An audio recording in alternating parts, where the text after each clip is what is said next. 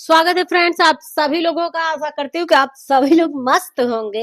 इस ठंडी के मौसम में खूब मजे से होंगे, मस्ती के साथ होंगे, धूप सेके जा रहे होंगे, गर्म कॉफी का मजा ले रहे होंगे, या फिर बहुत लोग कोल्ड कॉफी पी रहे होंगे, है ना। बहुत मस्ती सोचती है। तो आइए देखते हैं हम पढ़ाई में क्या पढ़ने वाले हैं। मस्ती ना करते हुए, ज्यादा बात ना करते हुए हम अपने टॉपिक पे ध्यान देते हैं। क्या हम पढ़ रहे थे, बहुत सारी यहाँ से क्वेश्चन उठा लिए जाते हैं। आयोग को बहुत ही प्रेम है ये ऐसे ऐसे चैप्टर से। तो आइए आप ना छोड़िए, आप भी ऐसे चैप्टरों से प्रेम करिए, प्यार करिए, व्यवहार करिए और बढ़ते रहिए, पढ़ते रहिए। क्योंकि क्वेश्चन यहाँ से खूब उठाए जाते हैं। जीवाणु क्या होते हैं, वायरस क्या होते हैं, प्रोटोजोआ क्या होते हैं, भोज्य पदार्थ को दूषित करने वाले कितने कितने कारक होते हैं, उन कारकों के बारे में बताइए। भौतिक संकट, रासायनिक संकट, अनेक प्रकार की चीजों को हमने पढ़ा। बार बार इन चीजों को मैं बोलती हूँ ताकि आपके कानों में ये शब्द जाए ना बार बार, तो आपको वैसे ही याद हो जाए, आपको याद ना करना पड़े। क्योंकि क्वेश्चनों का यहाँ से भरमाल है।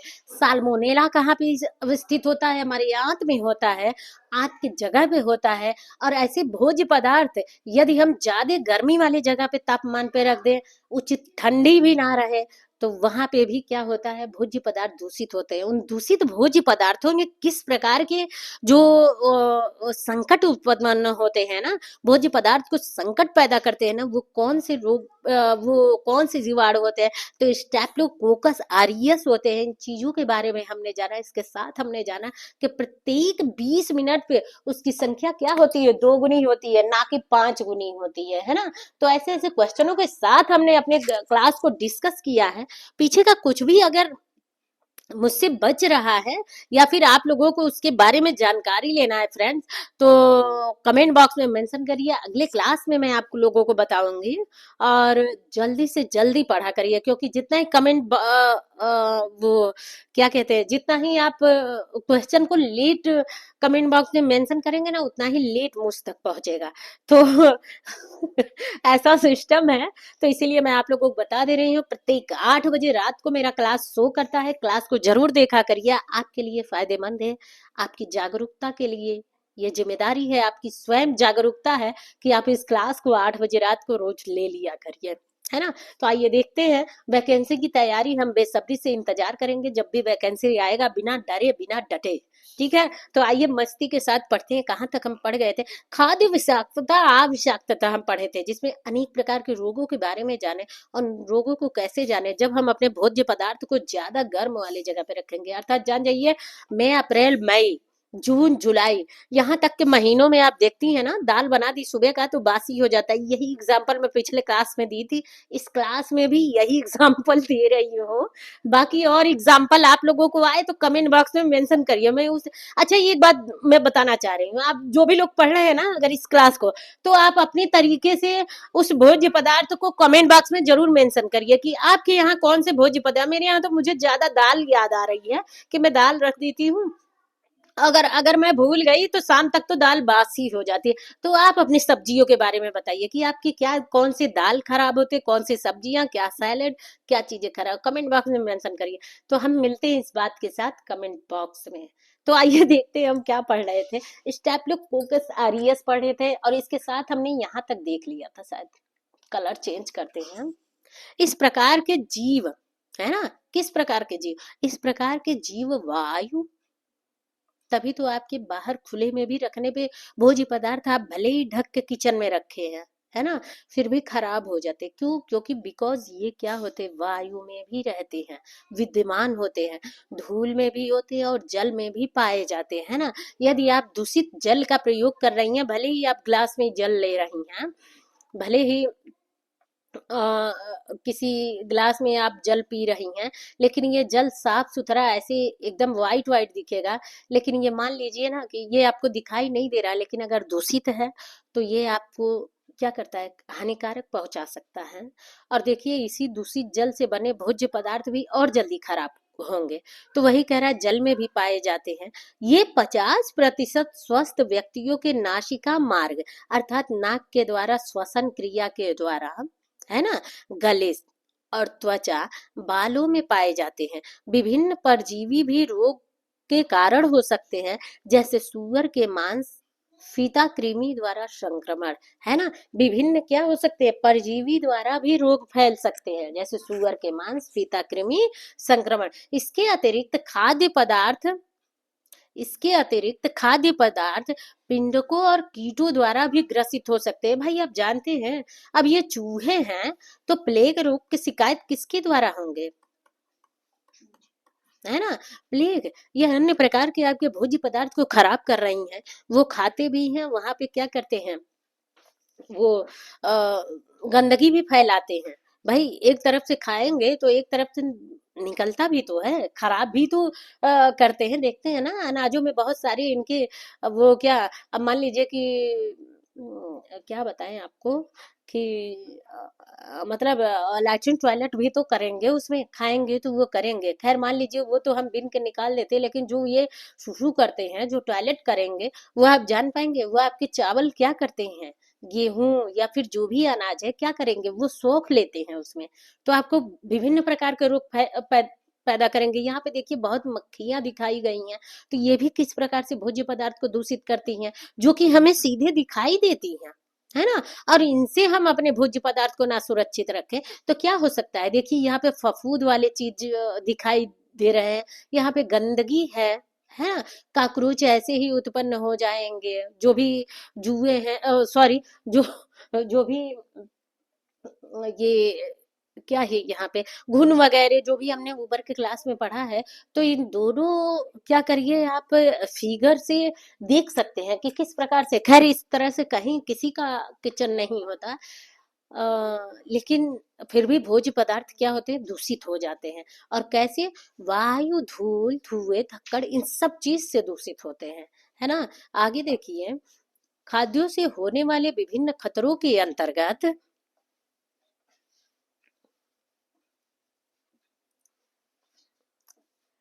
है ना, यहाँ पे हमने क्या पढ़ा था, अब जैसे यहाँ पे हम क्या पढ़ लिए थे, हमने ये जाना ना कि परपोषी किस प्रकार से वो होता है। अब परपोषी का मतलब क्या होता है, कि मतलब अ, आइए आगे हम बताते हैं। अब देखिए अंतर्गत, जैविक संकट खाद्य, है ना, जैविक संकट खाद्य जनित रोगों के प्रमुख कारण है। खाद्य सुरक्षा, यहाँ से फिर से हम रिपीट करते हैं, देखिए इसके अतिरिक्त खाद्य पदार्थ पीड़कों और सॉरी, हाँ, पीड़कों है, सॉरी इसे मैं समझ नहीं पाई थी कि यहाँ पे क्या है, पीड़कों और कीटों द्वारा भी ग्रसित हो सकता है ना, पीड़कों और कीटों द्वारा भी ग्रसित हो सकता है। खाद्यों से होने वाले विभिन्न खतरों के अंतर्गत जैविक संकट जनित रोगों के प्रमुख कारण है। अब देखिए वो जैविक संकट जनित प्रमुख रोग कारण कौन कौन से हैं, कौन से हैं, खाद्य सुरक्षा के क्षेत्र में सभी प्रयासों के बावजूद भी जैविक खाद्य जनित रोगाणु गंभीर चिंता का विषय बना है और नए रोगाणुएं उत्पन्न करती हैं, है ना। अब देखिए अनिवन प्रकार के रोग उत्पन्न हो रहे हैं, क्या पिछले जमाने में इतने रोग उत्पन्न होते थे, नहीं होते थे ना। जबकि जबकि देखिए मिट्टी वाले चूल्हे पे खाना बनती थी, में नीचे का फर्श भी मिट्टी होता था, पहले इतने रोग नहीं होते थे, लोग तरह तरह के पैर के दिक्कत से नहीं परेशान होते थे, डाइजेस्टिव सिस्टम से नहीं परेशान होते थे, इतना ज्यादा किसी को डायबिटीज पेशेंट नहीं इतना ज्यादा होते थे, है ना। अब अनाजों में बदलाव है कि रोगों में भी बदलाव है। पहले लोग अपने ही घर के ही खाद वगैरह, ये चूल्हे पे खाना बनता था तो वो भी क्या होता था, एक खाद के रूप में ही तो उसका अवशेष बचता था लकड़ी वगैरह का, तो वो भी सब देखिए छिड़काव किए जाते थे, जिससे कीड़े मकोड़े नहीं लगते थे। अब हमने पिछले क्लास में पढ़ा है ना कि विभिन्न प्रकार के रासायनिक अवशेषों का हम प्रयोग करते हैं, जिससे हमारी अनाज वही प्रकृति रूप में ही वही खेत खलियान में ही दूषित हो जाते हैं, संदूषित हो जाते हैं, है ना। इन चीजों को हमने पढ़ा ना, तो वही है, जैविक खाद्य जनित रोग गंभीर चिंता का विषय बन रहा है और नए रोगाणु, अब नए रोगाणु, नए किस्म के हम जब भोजन कर रहे हैं, नए किस्म के खाद्य पदार्थ जब उत्पादित कर रहे हैं, तो नए रोगाणु भी उत्पन्न होंगे, निरंतर उत्पन्न हो रहे हैं, है ना। तो उसे हमने देखा, रोगाणुओं के उत्पन्न होने के लिए जो कारक महत्वपूर्ण है उनमें सम्मिलित है। अब देखिए यहाँ पे क्या सम्मिलित है, यहाँ पे ध्यान देने वाली बात है, मानव परपोषी, जंतु परपोषी और मानव एवं स्वयं रोगाणुओं के साथ उनकी पारस्परिक क्रियाएं, पर्यावरण में जितने भी पर्यावरण जिनमें भोजन का उत्पादन, संसाधन, भोजन पकाना, परोसना आदि क्रियाएं, भंडारण होता है। उदाहरण के लिए कुपोषण, आयु और, है ना, आयु और अन्य परिस्थितियों के कारण परपोषी की संवेदनशीलता के परिवर्तन आने से सुभेद जनसंख्या,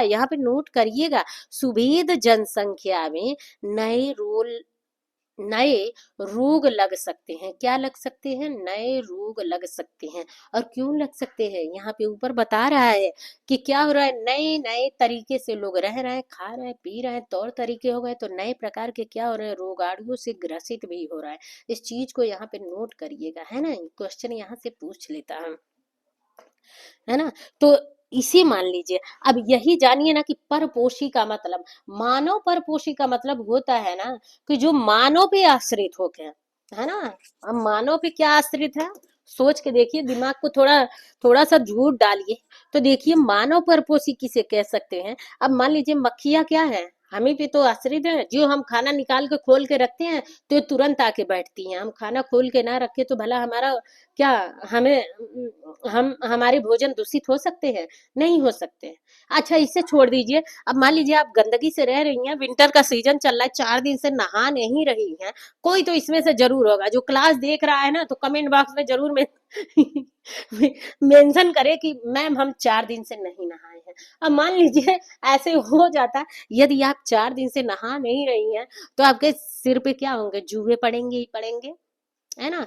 अनिवार्य प्रकार की खुजली होगी ही होगी, जो आपको भले ही नहीं दिखाई दे रहा है, लेकिन वो भी एक प्रकार के क्या है, फफूंद वाले, फंगस वाले रोग हैं जो खुजली हो रही है ना। तो मॉइस्चराइजर युक्त क्रीम का प्रयोग करिए, और एक अच्छे बढ़िया किस्म के ऑयल का प्रयोग करिए, जिससे इन सब चीजों से दूर रहिए। तो खैर आइए, मैं थोड़ा सा हंसने वाले बात के तौर तरीके पर पहुंच जाती है। यहाँ देखिए मानव परपोषी, मैं सीरियस अब हो रही हूँ, मैं बस अब पढ़ाऊंगी, नो लॉफिंग, मैं हंसूंगी नहीं, है ना। तो देखिए मानव परपोषी का मतलब होता है ना कि जो मनुष्य में खुद के जीवाणुओं से पोषण पाता होके, है ना। अब जुए हैं, अगर आपके बालों में जुए हैं, तो जुए कैसे पा रहे हैं, आपके ही तो ब्लड चूस रहे हैं, किसी दूसरे के ब्लड चूस रहे हैं, है ना। आपके सर में है तो आपके सर से ही खून को चूस रहे हैं, और धीरे धीरे बढ़ते जा रहे हैं। उसमें क्या कर रहे हैं, उसमें और अंडे दे रहे हैं, अंडे दे रहे हैं, तो उसमें लार्वा फैलेगा ही, और आपके बालों में गंदगी फैलेगी, डस्ट फैलेगी, है ना, और उसमें अपनी संख्या को बढ़ाते जा रहे हैं, है ना। तो इस प्रकार से आपके ऊपर वो है, मच्छर है। मच्छर भी देखिए आप ही के खून चूस के आपको रोग दे जाते हैं, अपने स्वयं में स्वस्थ रहते हैं, है ना। स्कैरिसिस होता है, एक प्रकार का ये होता है कि जो कि क्या होता है, पेट में होता है, पेट पेट में ये कीड़े होते हैं, है ना। इसलिए ये क्या होता है, गवर्नमेंट गवर्नमेंट क्या करता है, गोलियां देता है, प्रत्येक 6 माह पे ये एज के अकॉर्डिंग देता है कि बच्चे हैं तो उन्हें आधी गोली देनी है, बड़े हैं तो उन्हें एक गोली देनी है ना। तो इस प्रकार से दिया जाता है ताकि ये कीड़े आपके मर जाए हैं, पेट के अंदर के खुद ग्रो करते हैं, और आपके पोषक तत्वों को क्या करते हैं, पेट के अंदर चूसते जाते हैं। अनिवार्य प्रकार के आपके आप रोग से ग्रसित होते हैं कि नहीं होते हैं। पाचन नहीं होता है, लूज मोशन होता है, मन अच्छा नहीं लगता, उबकाई खाना उबकाई जैसा आता है, और ये क्या होगा, पेट में दर्द होगा, और वो अच्छे से आपके क्यों, क्योंकि आपको तकलीफ दे रहा है, और आपके सारे पोषक तत्व अपने खुद लिए जा रहे हैं, है ना। स्कैरिस उसे बोलते हैं। मानव पर ये सारी आश्रित होते हैं, ऐसी ऐसी चीज होते हैं। इसी प्रकार से आप मानव परपोषी समझ लिए, तो जंतु परपोषी भी जान लीजिए, ऐसे ही होते हैं। तो जानवरों भी तो देखते हैं बहुत सारे। आप मान लीजिए आपके पास गाय भैंस बैल नहीं होगा, लेकिन आप कहीं भी तो गाय बैल को देखे होंगे, रोड पे चलिए तो दिखाई देते हैं ना। तो देखिए उनके उनके में भी जू पड़े रहते हैं जो होते हैं। डॉग अगर आप रखे हैं, या फिर किसी गली मोहल्ले के डॉग को देख रहे हैं, तो देखते हैं ना वो खुजली करते हैं, तो उनमें भी होते हैं। तो ये क्या होते हैं, जंतु परपोषी इन्हें कहते हैं, है ना। जो हमें भी नुकसान पहुंचा सकते हैं भाई, उन्हीं के जरिए अगर हम उन्हें ना साफ सुथरा रख रहे हैं, उसी डॉग को हम अपने घर में रखें, वो हमारे बेड पे आ रहा है, तो उससे भी तो हमारे बहुत सारे रोग होंगे, ऐसे गाय भैंस के हम दूध पी रहे हैं तो उससे भी तो हमें रोग फैलेंगे। ऐसे ऐसे जानवरों के हम मांस खा रहे हैं, है ना? तो दोनों ही एक दूसरे के लिए बहुत ही खतरनाक है और आश्रित भी ऐसे होते हैं। मानव एवं स्वयं रोगाड़ुओं के साथ उनकी पारस्परिक क्रियाएं, पर्यावरण जिसमें भोजन का उत्पादन, है ना? भोजन का उत्पादन, अब मान लीजिए पारस्परिक क्रियाओं के बारे में बता रहा है, अब बहुत ज्यादा मात्रा में भोजन कहीं उत्पादित हो गया है ना? बहुत ज्यादा मात्रा में, ऐसे मानिए, नो थिंक किसी और तरीके से ना समझिए। मान लीजिए कहीं फैक्ट्री है, फैक्ट्री वाले जगह के बगल में ही कोई वो है, खेत खलियान है, अनाज तो हो रहा है लेकिन उस फैक्ट्री के द्वारा निकले हुए जो पानी है, जो केमिकल रसायन वाले गंदे पानी है, वही उस खेत में चलाए जा रहे हैं, है ना? उस फैक्ट्री से जो थोड़े बहुत, मान लीजिए भले ही धुआं निकल तो रहा होगा ना, उसी धुएं से ही वो पल बढ़ रहे हैं, वहां के फसलें जो भी हैं, जो भी फसलें हैं वहां पे पल बढ़ रहे हैं। तो क्या होंगे, जब उसके अनाज आप खाएंगे तो वो अनाज क्या करेंगे, आपको अनिमन प्रकार के रोग पैदा करेंगे, है ना? तो वही कहा जा रहा है, और वो रोग वो फसल ज्यादा मात्रा में हो गया है तो ज्यादा संख्या तक पहुंचेगी, ज्यादा लोग उसी तो उत्पादन इससे संबंधित है। संसाधन, अगर आप संसाधन भी सही तरह नहीं रख रहे हैं, भोजन पकाने का सिस्टम आपका सही नहीं है, कच्चे पक्के आधा कच्चा बनाए, बस खोल गया, बदक गया, हो गया, उतार दिए, खिला दिए, फिर उसके बाद से लेके झेलिए, है ना? परोसनी वाला सिस्टम आपका सही ना रहे, एक ही पे चावल दाल रोटी सब्जी सारा गांज दीजिए तो भला भूखा भी भाग जाएगा खाना छोड़ के, है ना? तो इसी बात को बताया गया है। उदाहरण के लिए कुपोषण, आयु और अन्य परिस्थितियों के कारण परपोषी की संवेदनशीलता में परिवर्तन आने से सुभेद जनसंख्या में, सुभेद का मतलब ना आसानी से पहुंचना, भेदना, सुभेद का मतलब समझिए ना कि भेदना, यहाँ गीता का उपदेश नहीं है कि हम वो वाला बताएं, तो भेदना समझिए, है ना? आसानी से किसी जनसंख्या में पहुंचना, या चाहे वो भोज्य पदार्थ ठीक रूप में आसानी से बहुत सारी जनसंख्या तक पहुंच रहा है, या खराब भोज्य पदार्थ आसानी से सभी जनसंख्या तक पहुंच रहा है ना, तो उन आयु और अन्य परिस्थितियों के कारण क्या होगा, रोग उत्पन्न होगा, उत्पन्न होगा, है ना? होगा ना, उत्पन्न। और उसी को कह रहा है कि आयु के अनुसार, अब मान लीजिए वहां के बच्चे हैं तो उनके अनुसार वहां वहां वो हो सकता है। अब मान लीजिए कोई, मान लीजिए कि अ, अ, जो बच्चों के आयु में खा रहा है उन्हें नहीं पोषक तत्व मिल रहा है, वो उससे वो होंगे। एक दूसरे पे क्या कर रहा है, संवेदनशीलता में परिवर्तन आने से सुबोध जनसंख्या में नए रोग लग सकते हैं। जीवों में अनुवांशिक विनिमय अथवा उत्परिवर्तन नए प्रभेद पैदा कर सकते हैं जिनमें रोग उत्पन्न करने की क्षमता होती है। खाने की आदतों में परिवर्तन, जलवायु, बड़ी मात्रा में उत्पादन, खाद्य संसाधन और खाद्य पूर्ति में वैश्विक वृद्धि के माध्यम से नए रोगाणुओं से संपर्क हो सकते हैं, और इसी प्रकार नई जनसंख्या नए भौगोलिक क्षेत्र में रोगाणु पनप सकते हैं। अब कुल मिला के यही बात है ना कि जैसे जगह पे अनाजों का उत्पादन होगा, यदि खराब वातावरण, खराब भूमि, बेकार भूमि, विषैले भूमि में यदि उन भोज्य पदार्थों का उत्पादन हो रहा है और सभी प्रकार की अधिक बड़ी मात्रा में उत्पादन हो के और बड़ी जनसंख्या तक ये यदि पहुंच रहा है तो बड़ी मात्रा में ये रोग उत्पन्न होंगे, है ना?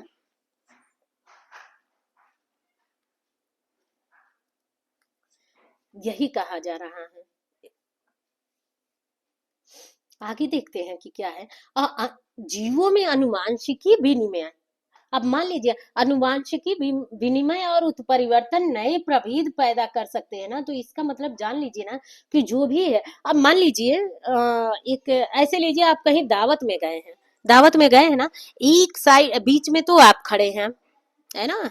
लाइए हम आपको खड़ा करते हैं, बीच में तो आप मान लीजिए कि आप खड़े होके बढ़िया से खाए जा रहे हैं, है ना? आप अच्छे से खाए जा रहे हैं, और वहीं आपके क्या हो गए, बगल में कोई ये क्या आ गए, टाइफाइड रोग से ग्रसित, जिनको नजला हुआ है ना, जिन्हें क्या हुआ है, नजला हुआ टाइफाइड रोग से, ये आपके बगल में एक खड़ी हैं। हैं, दूसरे साइड क्या है ना, कि आप मान लीजिए दूसरे साइड आपके ये कोई कुष्ठ रोगी आ गया, ऐसा बस एग्जाम्पल समझिए, अब आने को कौन आ रहा है, ये आपके बगल में कुष्ठ रोगी कोई आ गया है, आ गया। तो अब आप बताइए, क्या आप सही हैं, यहाँ पे सेफ हैं? यदि दावत में ही गई हैं, चाहे किसी जगह पे किसी भीड़ भाड़ वाले जगह में गई हैं, तो क्या आप यहाँ पे सेफ हैं? इधर से आपको क्या लग रहा है, टाइफाइड रोग से ग्रसित कोई व्यक्ति है, इधर से ये है, तो और अब उसके संपर्क में आ रही है, तो क्या होगा, जो मिलजुल के जो एक नया रोग पैदा होगा ना, उसी को कह रहा है यहाँ पे, अनुवांशिकीय विनिमय अथवा उत्परिवर्तन नए प्रभेद पैदा कर सकते हैं, नए प्रभेद पैदा कर सकते हैं, है ना। रोग की क्षमता में रोग उत्पन्न करने की क्षमता में होती है, जिनमें नए रोग उत्पन्न करने की क्षमता में होती है, तो उसी को बता रहा है कि विभिन्न प्रकार से नए नए तरीके से क्या हो रहा है ना, रोगों का रोग उत्पन्न हो रहा है। और देखिए उदाहरण के लिए क्या दिया है, एग्जाम्पल यहाँ पे देखिए क्या दिया है, कि एग्जाम्पल आपका क्या दे दिया है ना, कि नोरो वायरस, ध्यान से देखिएगा, ये सारा आपको याद करना पड़ेगा, noro virus, rota virus, hepatitis C, जिनका लगभग 70% मामलों में योगदान रहता है, नए रोगाणु उत्पन्न होते रहते हैं, और इसीलिए इन्हें पहचानने, नियंत्रित करने और खाद्य पदार्थों में उनकी उपस्थिति पता लगाने के लिए विधियों के विकसित करने की आवश्यकता है ना। खाद्य सुरक्षा के संदर्भ में संदूषण और अपमिश्रण जैसे शब्दों को समझना महत्वपूर्ण है ना। तो इसीलिए मैं आप लोगों को दावा ठोक के कहती हूँ कि क्लास को पूरा लिया करिए यार। आप अपने वैकेंसी की भी तैयारी करेंगे और इन अनेक प्रकार के रोगों से भी क्या होंगे, जागरूक होंगे, समझेंगे, इसके बारे में जब जानेंगे ना, तो तरह तरह से आप अपनी क्या करती हैं, सेफ्टी बरत सकती हैं, है ना। रोगों से दूर हो सकती है। हर एक परिवार में हंसता खिलखिलाता परिवार है, दो चार लोगों की सदस्य है, एक कोई रोगी से ग्रसित होता है तो सभी लोग हिल डुल जाते हैं। तो इसीलिए फ्रेंड्स, अच्छे रहिए, स्वस्थ रहिए, मुस्कुराते रहिए, और क्लास को ज्यादा से ज्यादा लाइक, सब्सक्राइब और शेयर करते रहिए। नेक्स्ट अगली क्लास में हम संदूषण और खाद्य मिश्रण पढ़ेंगे। क्लास ही बहुत ही इंपॉर्टेंट होगा। सो फ्रेंड्स, नेक्स्ट अगले क्लास में मिलते हैं, तब तक के लिए फ्रेंड्स बाय बाय। कोई गलती हो गई तो कमेंट बॉक्स में जरूर मेंशन करिए। So friends bye bye.